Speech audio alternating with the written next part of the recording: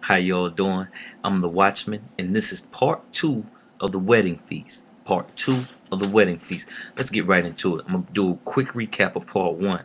Now, in part one, we seen that the king is God, the son who's getting married is Jesus, and his bride is the New Jerusalem. His bride is the New Jerusalem. You know, so the wedding hall where they meet is like his church. The wedding hall is his church. And we see that, the king had told his servants to go out. And we see that his servants are his prophets, his messengers, and his messengers, you know. Now, the king had invited Israel. Israel was the first group of people that was invited. God's first chosen people who were invited to come to the feast at the wedding hall. You know, but as we know, God sent many, many, many, many, many invites, and none of them would come. And a small remnant end up killing, all the servants, all of God's servants, which is true, can be found throughout history, history biblical and in history, you know.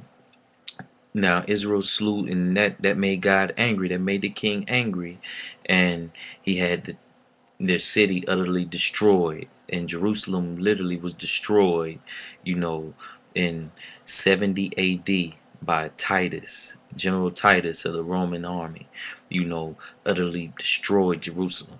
Okay, and then the king told his servants, back to his watchmen, his prophets, and many are called to be messengers, watchmen, and prophets.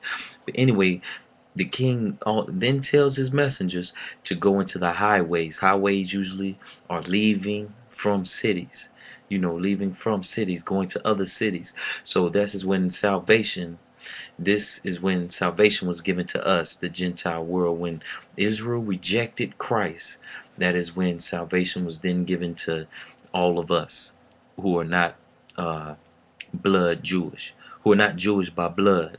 That's when salvation was given to us. And that is where we're going to pick up at.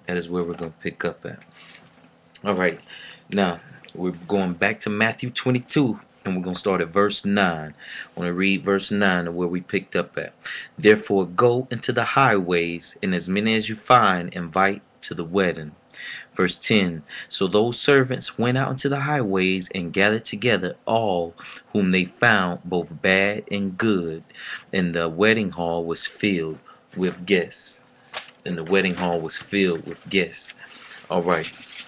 Now, we see that the wedding hall was filled with both bad and good. God is letting us know there that there is going to be both God's children and Satan's children in the feast. Meaning, in his last day church, there's going to be God's children and there's going to be Satan's children in the church. Even though the bad are invited, they have a chance to change right after the invitation. They don't have to stay bad, and if they're going to stay bad, they don't have to come into the feast.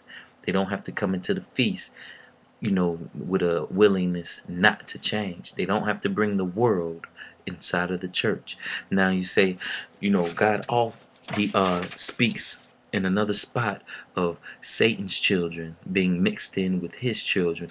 Turning your Bibles with me to Revelation. Let's go to Revelation chapter 3, and we're going to read verse 9. Revelation chapter 3, and we're going to read verse 9.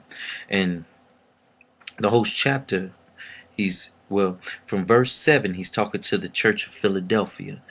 In verse 7, it says, and to the angel of the church in Philadelphia write. So in verse 9, he's still talking to the church of Philadelphia. We're going to read verse 9. Indeed, I will make those of the synagogue of Satan who say they are Jews and are not, but lie. Indeed, I will make them come and worship before your feet, and to know that I have loved you. See, right here we see that inside the church, Satan has his church. You know what I mean? So just as we seen, let's go back to Matthew 22. So just as we seen in the parable, where the king, after he invited from all the highways and the byways, and he says now, and the word says in verse 10, that there are found both good and bad. inside his church. That point is crucial to keep in the back of our mind, that there are both good and bad inside of the church. Inside of the church. Now again, the wedding hall was full. Now before God couldn't get anyone to come. Now that salvation is given to all, many are present. But with God letting us know there is good and bad present in his church in the wedding hall, it lets us know that in the last day church, there are going to be some who are just there for what they can receive of God. Let me say that again.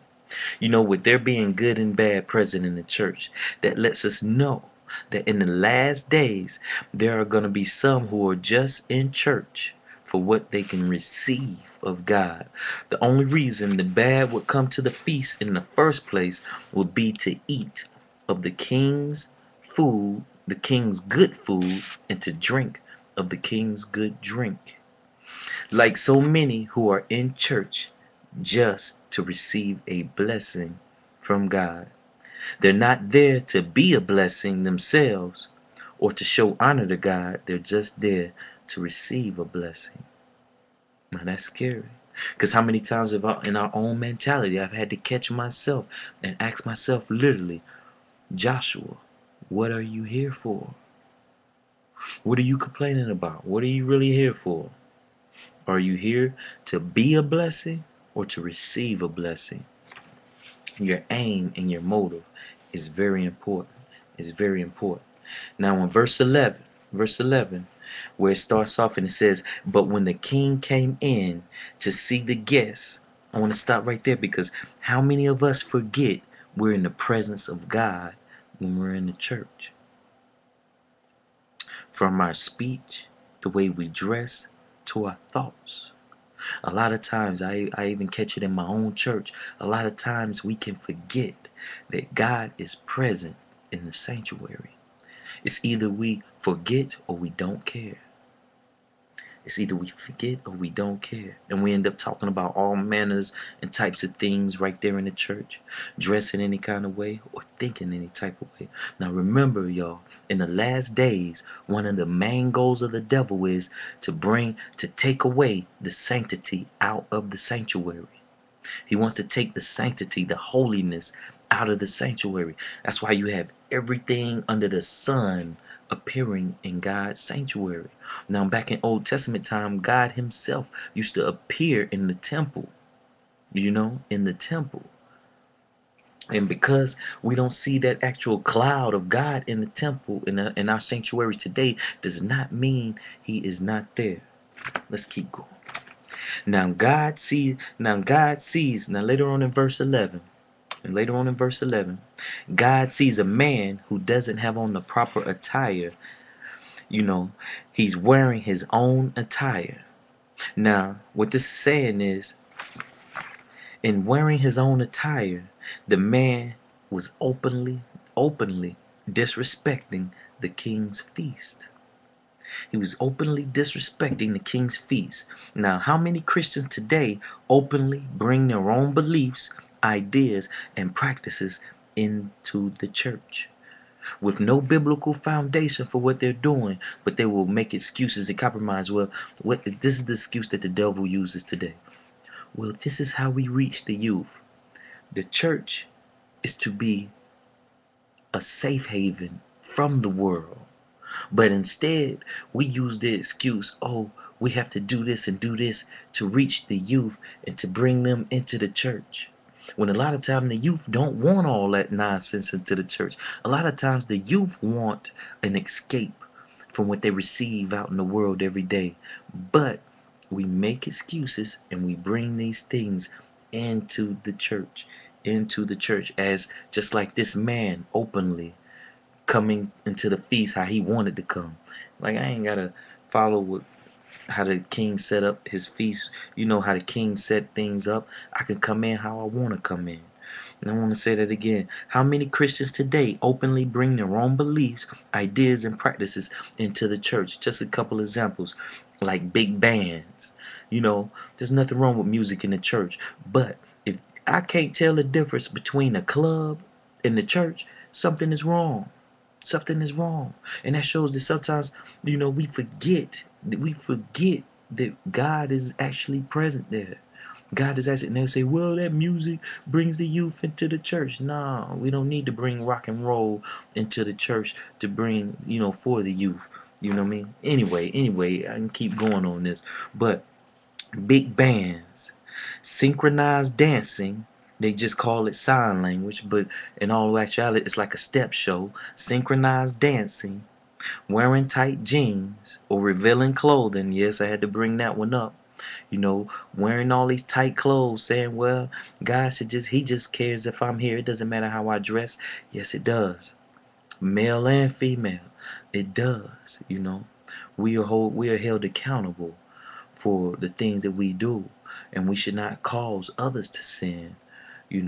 Like I said, it goes back to your aim. Why are you at the feast? Are you there to receive a blessing, just to get whatever you can, eat the good food of the feast, to see other people, or are you there to be a blessing or to show honor to the king? All right. Homosexual ministers.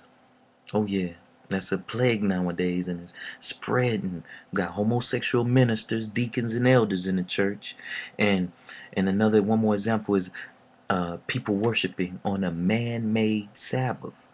For the Bible says worship on the seventh day, but we make all kinds of excuses and beliefs to worship on our own day. Isn't that sort of like wearing your own clothes to the feast? What that man was doing? If God said do it this way in the fourth commandment, which is the longest commandment, but anyway, if God said do it one way and we do something another way, isn't that openly disrespecting him in his house, in his wedding hall? There should be a distinct difference. There should be a distinct difference between the worship styles of Satan's children and God's children. Now, God said in the last days, as we saw in Revelation 3:9, that Satan's church will be inside his church, as we saw in this parable. The good and the bad will be mixed together. Could it be that Satan's children are starting to outnumber God's children, and so we're seeing more of Satan's worship style? Take a look in your church and be honest. In verse 12, the king calls the man friend. God is saying, I thought you were my friend. You came, you showed up. Why would you come to my church, my wedding hall, and you're not even my friend? Wearing your own clothes, openly disrespecting. God even approached him like, I thought you were my friend. And to be honest, it would have been best for the man not even to showed up. It would have been best for him if he hadn't even showed up at all at the wedding feast. Because the man's open disrespect could lead to others doing it. Let me say it again. The man's open disrespect could lead to others doing the same thing, thinking it's okay because this man is doing it. How many of us today are misleading others from what we do at school, work, or in our neighborhoods to how we talk and the things we watch as Christians? Say that again. I gotta say it again. To the things we watch as Christians, are we telling others around us through our actions that it's okay for a Christian to listen to this type of music or watch this show or watch this movie? What are our actions really saying? What are our actions really saying? Are our actions telling those who we go to school with, those who we work with, or those who we even go to church with that, hey, it's okay to do this. It's okay for Christians to do this or do that or listen to this or listen to that? Are we being true examples of what is really acceptable to the King? Now, verse 14, God says, for many are called and few are chosen. Now, for God calls many of us, but it's our actions, our thoughts, it is our motives.